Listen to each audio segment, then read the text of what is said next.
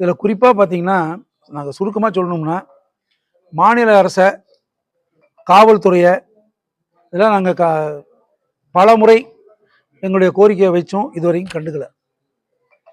நம்முடைய மாநில அமைச்சர், போக்குவரத்துறை அமைச்சரையும், டிரான்ஸ்போர்ட் கமிஷனர் அவர்களையும், காவல்துறை உயர் அதிகாரி திரு சங்கர் ஜிவால் அவர்களையும் சந்தித்து தான் நாங்கள் பல கோரிக்கை வச்சோம்.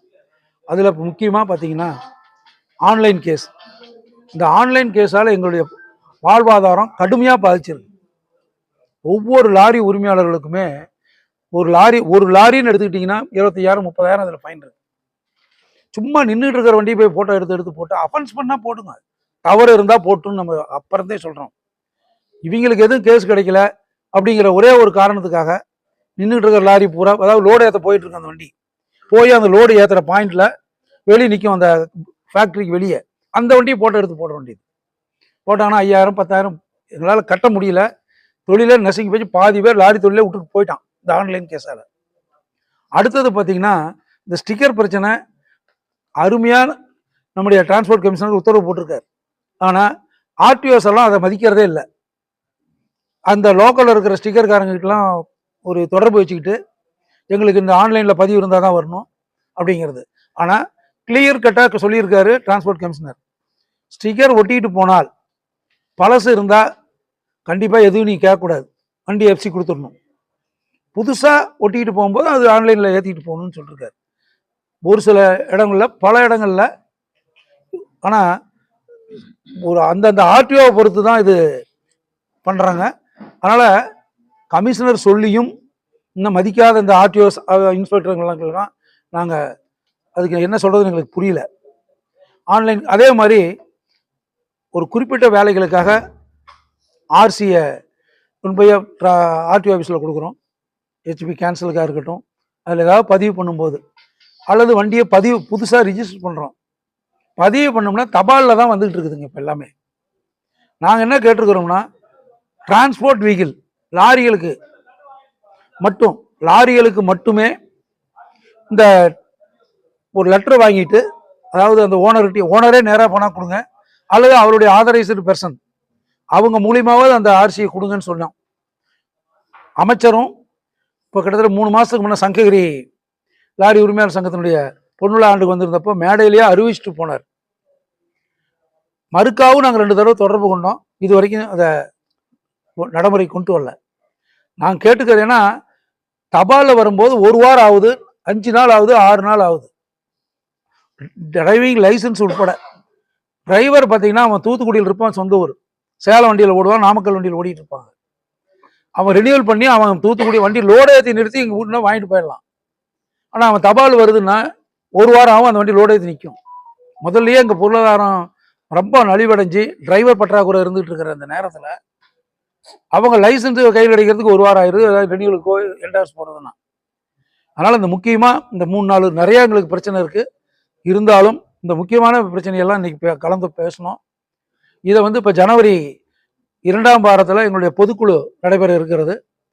அதுக்குள்ளே இந்த பிரச்சனைக்கு தீர்வு இல்லைன்னா நாங்கள் ஒரு நல்ல முடிவு பொதுக்குழுவில் ஒரு நல்ல வேலை நிறுத்தத்தை அறிவிக்கிறத தவிர எங்களுக்கு வேறு வழி தெரியல. அதனால் ஜனவரி 2ஆம் வாரத்தில் நடைபெற இருக்கின்ற பொதுக்குழுவில் ஒரு நல்ல முடிவு எடுப்போம். நல்லபடியா எங்கள் வாழ்வாதாரத்தை காத்துக்கிறதுக்கு எங்களுக்கு வேறு வழி தெரியல. அதனால் அது வேலை நிறுத்தமாகவே அறிவிக்க போகலாமாங்கிறது பொதுக்குழு என்ன முடிவு பண்ணுறோமோ நல்ல முடிவு எடுக்கணுங்கிறது தான் எங்கள் இது. நன்றி. டிஜிபி வந்திருக்கும் போது கொடுத்தீங்கல்ல? ஆமாம், டிஜிபியும் நேரில் கொடுத்துட்டோம், சைலேந்திர பாபு சார்ட்டையும் கொடுத்துட்டோம். அவர் உடனே பார்க்குறேன்ட்டு போனார், எழுதிக்கிட்டும் போனார். அல்ல, சைலேந்திர பாபு ரிட்டையர் ஆகிட்டார். அடுத்து இவர் வந்தார். நம்ம நாமக்கல்லையே கொடுத்தோம், நேர்லேயும் ஒரு தடவை கொடுத்துட்டு வந்தோம். அடுத்து நாமக்கல்லையும் அன்றைக்கி கொடுத்தோம். அது எந்தெந்த இடத்துலன்னு கண்டறிஞ்சு சொன்னாங்க. ஆனால் இந்த தென் மாநிலங்களில் திருட்டு நிறையா போயிட்டு இருந்துச்சு. நாங்கள் மதுரையுடைய உயர் காவல்துறை அதிகாரி அவரையும் போய் பார்த்தோம், திண்டுக்கல்லில் பார்த்தோம், திருநெல்வேலியெல்லாம் பார்த்ததுக்கப்புறம் இப்போ குறைஞ்சிருக்கு. அதுக்காக நான் நன்றி தெரிவிச்சுக்கிறேன் காவல்துறை அதிகாரிகளுக்கு. எங்கள் முழு மனசோட நன்றி தெரிவிச்சுக்கிறோம். கோயம்புத்தூர்ல இல்லை, நாங்கள் இங்கே போயிட்டு வந்தோம். இது வரைக்கும் அதுக்கு உண்டான ஒரு டீசல் திருட்டு போனதுக்கே எஃப்ஐஆர் போட்டு கொடுத்துருக்காங்க. அதெல்லாம் நடவடிக்கை நல்லா எடுத்திருக்காங்க, அதுலாம் எந்த மாற்றமும் இல்லை. அதனால் எங்களுக்கு இந்த ஆன்லைன் கேஸ் தான் எங்களுக்கு தலைவலி. இவ்வளவுதான் இல்லைங்க, ஒரு வண்டிக்கு 40,000 50,000 ஃபைன் இருக்குது. அது எப்போ வருது, ஏதாவது ஒரு முக்கியமான வேலைக்கு போகும்போது தான் நமக்கு அங்கே தெரியுது அந்த வண்டியில் கேஸ் இருக்குன்னு. அதனால் இந்த பொதுக்குழுவில் நல்ல முடிவு, எங்களுக்கு வேறு வழி தெரியல. முதல்ல எங்கள் வாழ்வாதாரம் ரொம்ப மோசமான சூழ்நிலை இருக்கும். சரி, நம்ம வண்டிகள்லாம் கிட்டத்தட்ட ஒரு 1.5 லட்சம் லாரிகள், ஏன்னா 1.5 லட்சம் லாரிகள்லாம் வந்து தமிழகத்திலிருந்து வட மாநிலத்துக்கு போயிட்டு இருக்குது.